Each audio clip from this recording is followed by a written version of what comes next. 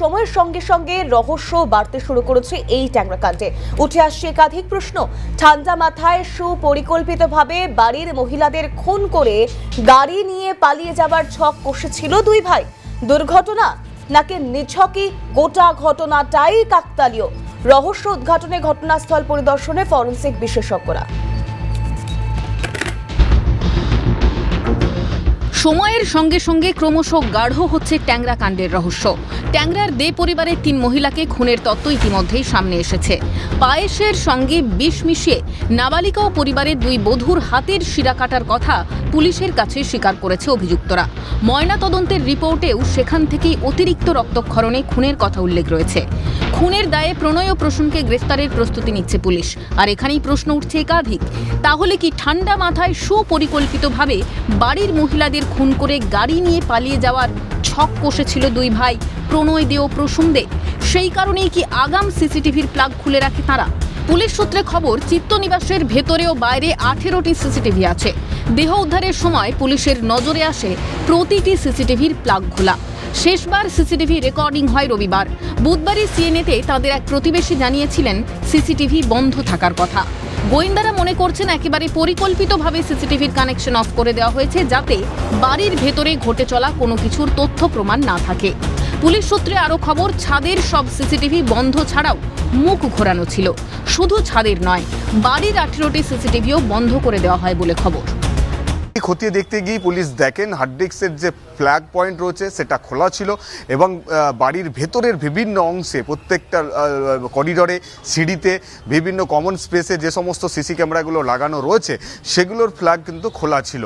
এমনকি বাইরের দিকে থাকা সমস্ত সিসিটিভি যে ফ্ল্যাগ পয়েন্ট সেগুলোও কিন্তু আনপ্লাগ করা ছিল। এখান থেকেই পুলিশ তদন্ত করতে গিয়ে যেটা বুঝছেন, তাহলে এই ঘটনাটা কোথাও যেন ঠান্ডা মাথায় পূর্ব পরিকল্পিতভাবেই ঘটিয়েছেন। সেক্ষেত্রে কি উদ্দেশ্য নিয়ে এই এত ঠান্ডা মাথায় এই ধরনের পরিকল্পনা করে সিসিটিভির ক্যামেরা অফ করে এমনটা করার পেছনে আসল কারণটা কি, এই বিষয়টি এবার কিন্তু খতিয়ে দেখছেন তদন্তকারী আধিকারিকরা।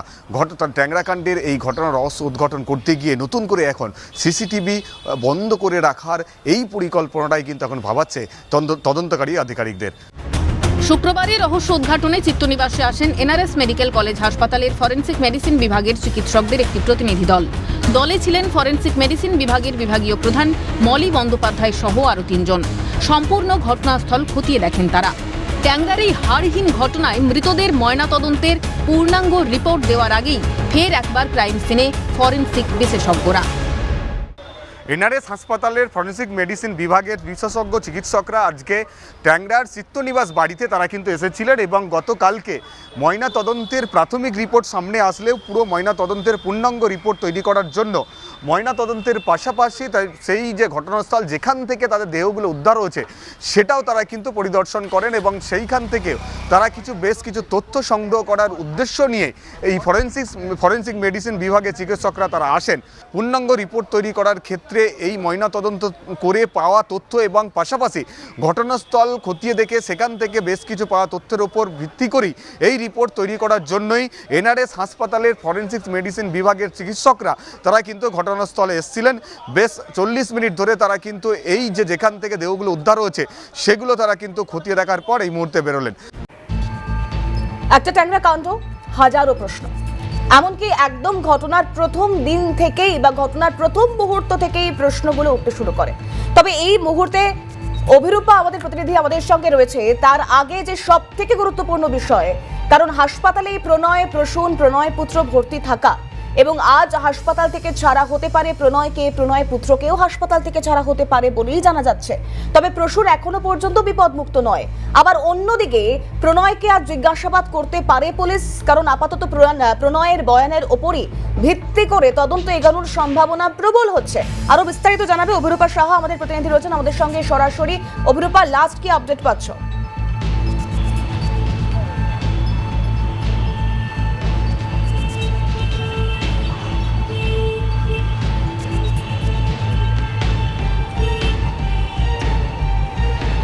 দেখো, প্রায় টানা 4 দিন প্রণয়, প্রসূন এবং তাদের নাবালক সন্তান ইতিমধ্যেই হাসপাতালে চিকিৎসাধীন রয়েছে।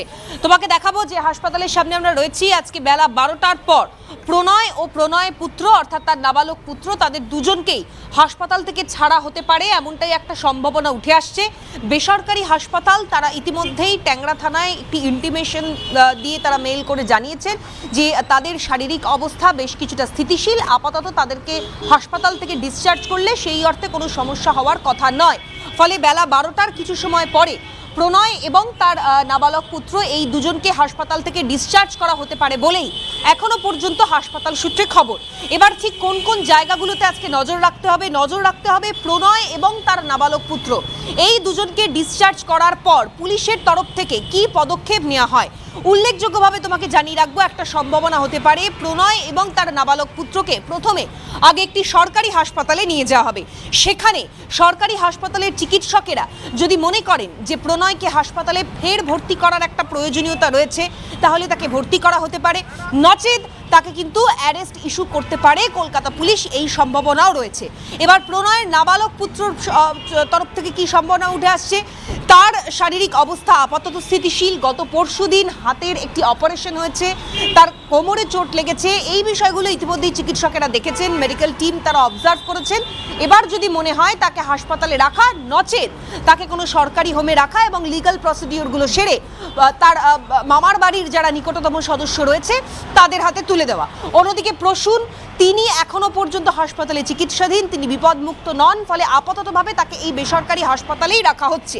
ইতিমধ্যেই তদন্তকারী আধিকারিকরা যে বিষয়গুলোর দিকে নজর দিতে চাইছেন তা হলো ময়নাতদন্তের প্রাথমিক রিপোর্টে বাড়ির 3 মহিলা সদস্যকে খুন করা হয়েছে এই বিষয়টা যেহেতু নিশ্চিত, ফলে সায়েন্টিফিক এভিডেন্স আমরা দেখেছি গতকালকেই পুলিশ আধিকারিকরা টেক ওভার করেছেন। কি সায়েন্টিফিক এভিডেন্স, তার কারণ ঘরের ভেতর থেকে যে পেপার কাটিং নাইফ পাওয়া গিয়েছে সেই নাইফে অর্থাৎ ছুরিতে কার হাতের চিহ্ন রয়েছে সে বিষয়টা জানার জন্য এই হাসপাতালে এসেই সায়েন্টিফিক এভিডেন্স অর্থাৎ হাতের ছাপ সংগ্রহ করেছেন তদন্তকারী আধিকারিকরা।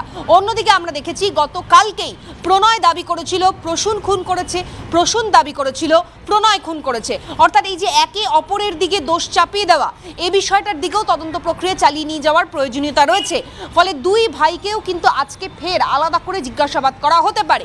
এছাড়া ঘরের ভেতর থেকে উদ্ধার হওয়া একাধিক এভিডেন্স যেগুলো ইতিমধ্যেই সায়েন্টিফিক এভিডেন্স হিসেবে নিয়ে সেগুলোকে পরীক্ষা নিরীক্ষার জন্য রেখেছেন তদন্তকারী আধিকারিকরা। উল্লেখযোগ্যভাবে ঘরের একাধিক জায়গা থেকে বিভিন্ন ফ্লোর থেকে উদ্ধার হয়েছে রক্তের দাগ, পেপার কাটিং নাইফ, বোঝা যাচ্ছে। আপাতত ধন্যবাদ জানাবো। আর এখান থেকে যে প্রশ্নগুলো উঠে আসছে তা নিয়ে আমরা বিস্তারিত আলোচনা করবার চেষ্টা করব আজকের দ্য ডিবেটে, যদিও সময় স্বল্প, কারণ যে চিন্তা ভাবনা নিয়ে এই দে পরিবার এগিয়েছিল তা আলোচনা করবার জন্য ডিবেটের সময় সত্যিই নগণ্য মাত্র। তারপরেও আমরা আলোচনায় যাব। আমার সঙ্গে এই মুহূর্তে রয়েছেন প্রাক্তন আইপিএস নজরুল ইসলাম সাহেব। আমি স্যারকে স্বাগত জানাবো আমাদের সঙ্গে সরাসরি যোগদান করবার জন্য আলোচনায়, এবং তার পাশাপাশি মনোরোগ বিশেষজ্ঞ ডক্টর রঞ্জন ভট্টাচার্য, ডক্টর ভট্টাচার্যকেও স্বাগত জানাবো। আমি একবার শুরুতেই আমি নজরুল সাহেবের কাছে যাওয়ার চেষ্টা করব। অবশ্যই ডক্টর ভট্টাচার্য আমি আসবো আপনার কাছে, সঙ্গে থাকুন। নজরুল সাহেব, যে প্রশ্নটা সব থেকে আগে আসছে, কারণ অপরাধ প্রবণতা এবং একদিকে আত্মহত্যা করবার প্রবণতাই যদি থাকে সপরিবারে, এবং সেক্ষেত্রে দাঁড়িয়ে অপরাধ প্রবণতায় দুটোর মিশেলেই কি ট্যাংরা কাণ্ড? কারণ কোনো একটা দিক তো স্পেসিফিক এখনো পর্যন্ত কোথাও একটা পৌঁছানো যাচ্ছে না কোনো সিদ্ধান্তে। দেখুন, যে সুইসাইড প্যাক্টের কথা প্রথম দিকে যেটা প্রচার করা হচ্ছিল সেটা যদি হতো তো তাহলে এই যে বাড়ির 2জন পুরুষ এবং একজনের ছেলেকে নিয়ে তাদের অভিষিক্তার এখানে আসতে হতো না। কারণ আত্মহত্যা তারা বাড়িতেও করতে পারতেন, যদি গাড়ি নিয়েই ধাক্কা দেওয়ার কথা ছিল তো বাড়ির দেওয়ালেও তারা ধাক্কা দিতে পারতেন, ছাদ থেকে লাফাতে পারতেন, বা মহিলাদের যেভাবে খুন করা হয়েছে সেভাবেও তারা বাড়িতে খুন হতে পারতেন। অতএব আমার মনে হয় না যে সকলে একসঙ্গে সুইসাইড প্যাক্ট করেছিলেন, এবং সুইসাইড প্যাক্ট করলে যে মহিলাদের যে পায়েসের সঙ্গে মাদক খাওয়ানো হয়েছিল তারপর তাদের হাতে শিরা কাটা হতো না, এবং কারো গলা টিপে মারা হতো না, এবং সেই শিরা কাটার জন্যে একটাই ছুরি ব্যবহার করা হচ্ছে, এবং আলাদা আলাদা ঘরে মৃতদেহ আছে, তো এটা খুব অস্বাভাবিক যে এক জায়গায় শিরা কেটে অন্য ঘরে চলে যাবে, বা একটা ছুরি একজনে একটা ঘরে শিরা কেটে নিচ্ছে, তারপর অন্য ঘরে ছুরিটা চলে যাচ্ছে। এগুলো নির্দেশ করে যে অন্য কেউ, সে বাড়ির পুরুষ মানুষই হোক বা বাইরে থেকে আসা কেউ হোক, এখন এবং যে সিসিটিভি ক্যামেরাগুলো যে বন্ধ করে দেওয়া বা ঘুরিয়ে দেওয়ার কথা আসছে, সেটাও বাইরের লোকও করতে পারে, বাড়ির লোকও করতে পারে।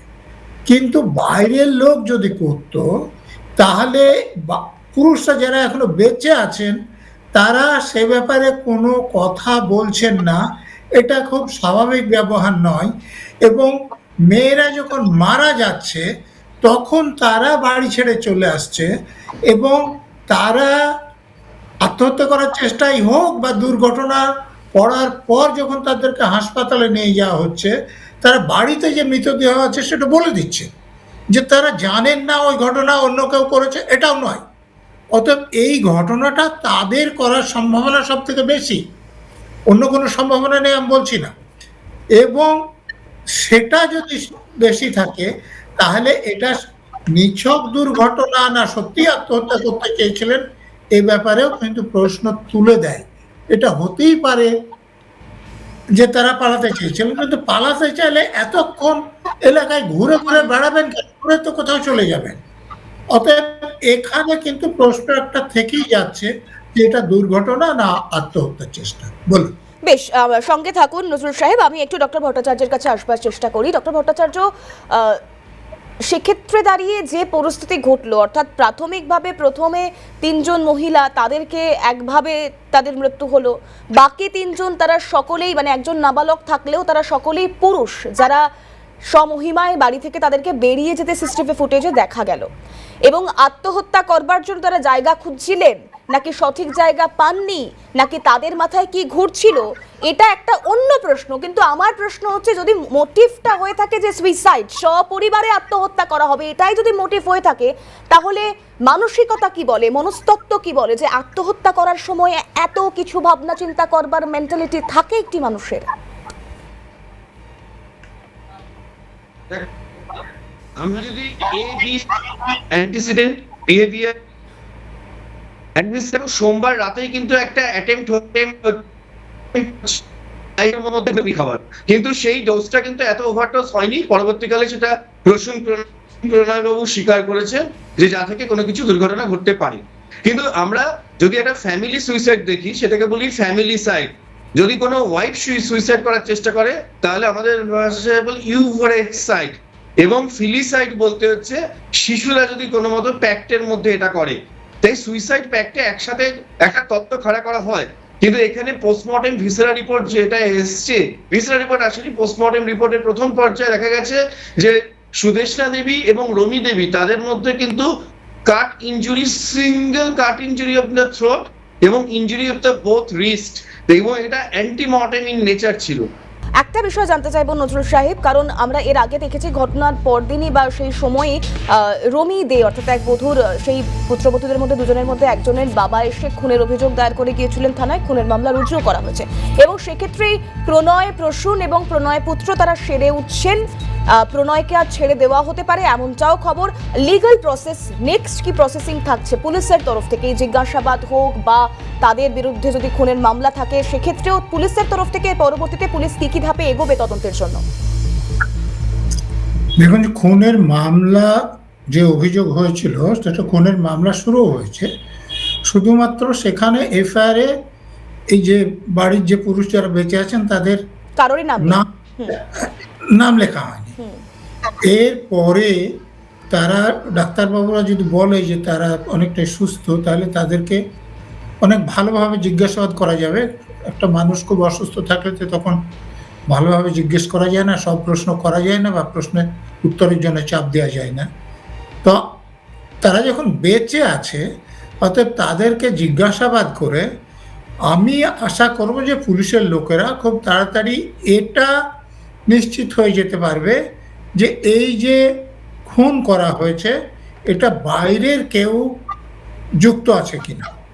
যদি থাকে তাহলে কেসটা একরকম হবে, আর যদি বাইরের কেউ যুক্ত না থাকে তাহলে এই দুই ভাইয়ের মধ্যে কেউ, এবং একে যখন অপরের নাম বলছে তখন সত্যিকারকে সেটা পুলিশের তদন্ত সাপেক্ষ এবং দুজনের কন্ট্রাডিকশন নিয়ে এবং যেসব বৈজ্ঞানিক প্রমাণ ওখান থেকে পাওয়া গিয়েছে, ফরেন্সিক মেডিসিন বিভাগের লোকেরাও সেই জায়গাটা ভিজিট করেছে, তারা পোস্টমর্টম করেছেন, বা ফরেন্সিক সায়েন্স ল্যাবের লোকেরাও সেটা ভিজিট করেছেন, তারাও যেসব সাক্ষ্য পেয়েছেন সেগুলো থেকে এটা বের করে ফেলা যাবে যে সত্যিকার খুনটা কে করেছে এবং কিভাবে করেছে। বলুন।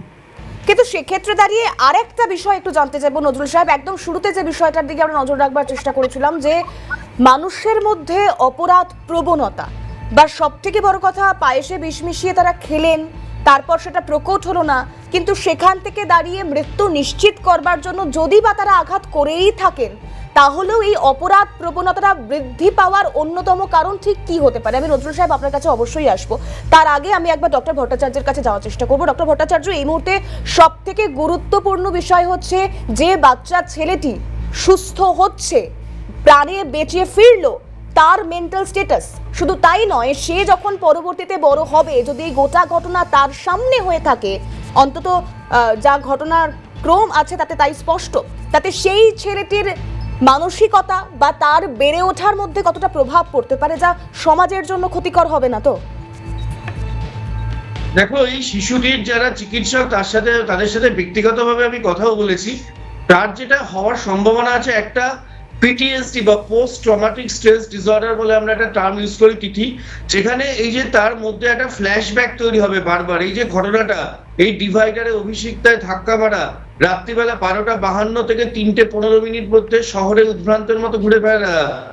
আমরা দেখেছি যে সেই 17 তারিখের রাত্রেবেলা যখন তাকে ঘুম থেকে তুলে নেওয়া হয়, গাড়িতে তোলা হচ্ছে সেই টালমাটাল অবস্থায়, তার সামনে তার পরিবারের 3জন মহিলা সদস্যকে যেভাবে খুন করা হলো, সেটার যে প্রত্যক্ষদর্শী বা যে অন্তত বোঝার ক্ষমতা রাখে, সে একটা মিড অ্যাডোলেসেন্সের একটা কিশোর, এবং তার মনে এটা গভীরভাবে রেখাপাত করবে। কারণ এরকম একটা হার্টহিম করা ঘটনা, যেটাকে কিভাবে তারা সেটাকে আটকানোর চেষ্টা করেছিল, তার বাবা কাকাদের সামনে তাদের যখন দেখেছে, তার মনে একটা গভীর রেখাপাত করবে। তার একটা লং টার্ম সাইকোলজিক্যাল কাউন্সিলিং, আমরা বলি ডিপ ব্রিফিং করা, মানে ঘটনাটাকে আস্তে আস্তে ব্রেক করে করে সেটাকে তাকে বোঝানো, এবং তাকে লং টার্ম EMDR মানে হাই মুভমেন্ট ডিসেন্সিটাইজেশন রিপ্রসেসিং এরকম গাঢ় করে তাকে কাউন্সিলিং করে না করলে তার মধ্যে কিন্তু একটা গভীর ডিপ্রেশনের সম্ভাবনা ভবিষ্যতে থেকে যাবে দিদি। একদমই তাই ডক্টর ভট্টাচার্য, এটাও যেমন একটা গুরুত্বপূর্ণ দিক। আমি নজরুল সাহেবের কাছে আসবো, যে প্রশ্ন নজরুল সাহেব রেখেছিলাম যে উত্তরোত্তর অপরাধ প্রবণতা বেড়ে যাওয়া বা নিজেদের হাতে আইন তুলে নেওয়া এবং আত্মহত্যা করবার আগেও এতটা সুপরিকল্পিতভাবে আত্মহত্যা হয়ে থাকে যদি, তাহলেও তার পিছনে বড় কোনো কারণ রয়েছে কি? দেখুন, এই যে দুজন পুরুষ বেঁচে আছেন এবং তাদের একজনের ছেলে, তো এরা খুব ধনী ব্যবসায়ী ছিলেন, কোটি কোটি টাকার ব্যবসা করতেন। তাদের বাড়িতে দেখছেন, আপনারা বলছেন যে ভিতরে 18টা CCTV, তারপরে ছাদের উপর আছে, এবং গাড়িটা দেখেও যেটা মনে হয় দামি গাড়ি। তো তারা সব রকম যে আইনি সহযোগিতা সেটা পাবার ক্ষমতা রাখে। অতএব তারা এই যে সুইসাইড প্যাক্টের কথা যদি সত্যি হয়, আমার তো মনে হয় না যে সে প্যাক্টে সকলে ছিল। এবং ওই ডাক্তারবাবু যে ছেলেটির মানসিক অবস্থার কথা বলতেন, আমার মনে হয় এমনও হতে পারে যে ছেলেটি এই প্যাক্টের মধ্যেও ছিল না, এবং এই যে মহিলাদের হত্যা করা হয়েছে সে ঘটনা ছেলেটি জানেও না। ধনী ঘরের এরকম হতে পারে, যেহেতু আলাদা ঘর আছে, তাকে কোথাও ঘুমিয়ে যেতে বলা হয়েছে বা আলাদা রেখে দেওয়া হয়েছে, এবং তাকে বাইরে বেরিয়ে আসার সময় তাকে তুলে নিয়ে আসা হয়েছে, এরকমও হওয়ার সম্ভাবনা আছে। সেখানে ফ্ল্যাশব্যাক যেটা হতে পারে সেটা ওই রাস্তায় ঘোরা এবং দুর্ঘটনায় পড়া। যেটাই হোক, পুলিশের লোকেরা এখন তাদের জিজ্ঞাসাবাদ করার পর এবং ফরেন্সিক মেডিসিন এবং ফরেন্সিক সায়েন্সের যে এভিডেন্সগুলো পাওয়া যাচ্ছে, সেগুলো থেকে সত্যিকারকে ঘটেছিল সেইটা পরিষ্কার হওয়া দরকার। বলুন। বেশ, এবং এখান থেকেই আলোচনা হয়তো আজকে শেষ করতে হবে, কিন্তু যে বিষয়গুলো সব থেকে গুরুত্বপূর্ণ, কারণ এরপর এই প্রণয়ের বয়ানের উপর ভিত্তি করছে গোটা তদন্ত পুলিশ কিভাবে এগিয়ে নিয়ে যেতে পারবে, এবং সেই নাবালককেও জিজ্ঞাসাবাদ করবার একটা সম্ভাবনা প্রবল হচ্ছে। আর এই জট আদৌ খোলা সম্ভব হয় কিনা বা তা খুলতে কতদিন সময় লাগে সেদিকে অবশ্যই আমাদের পরবর্তীতে নজর থাকবে। ডক্টর ভট্টাচার্য এবং নজরুল সাহেব দুজনকেই ধন্যবাদ জানাবো আজকের আলোচনায় সময় দেওয়ার জন্য, এবং এখান থেকে অপরাধ প্রবণতা বা আত্মহত্যার যে মনস্কতা তা করতে গেলেও প্রণয় প্রসূনবাবুরা এত ভাবনা চিন্তা করলেনই বা কেন, বা আর কি তাদের মাথায় এসেছিল, এই সবটাই তদন্ত সাপেক্ষ। ডিবেট এখানে শেষ করছি। পরবর্তী আপডেটগুলোর জন্য আপনাদের নজর থাকুক ক্যালকাটা নিউজে।